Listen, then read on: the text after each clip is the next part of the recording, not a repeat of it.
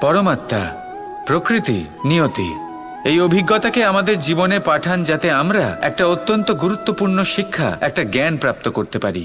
এই অভিজ্ঞতা আমাদের শেখায় যে অতীতে এমন কি হয়েছিল যা আমাদের করা উচিত হয়নি। আমাদের শেখায় ভবিষ্যতে এমন কি আছে যা আমাদের করা উচিত আর কি করা উচিত নয়। দেখতে গেলে এই অভিজ্ঞতা আমাদের সেই শিক্ষা দেয় যার জন্য আমরা সুখের দিকে উচিতভাবে অগ্রসর হতে পারি। সেই জন্য জীবনে যখনই দুঃখ আসবে, দুঃখের এই সময় আসবে, তখন হতাশ হবেন না।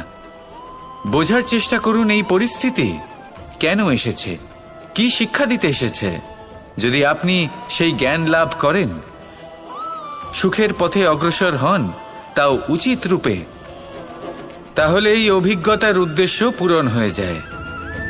তাহলে আসুন আর আমার সাথে ভালোবেসে বলুন, রাধা।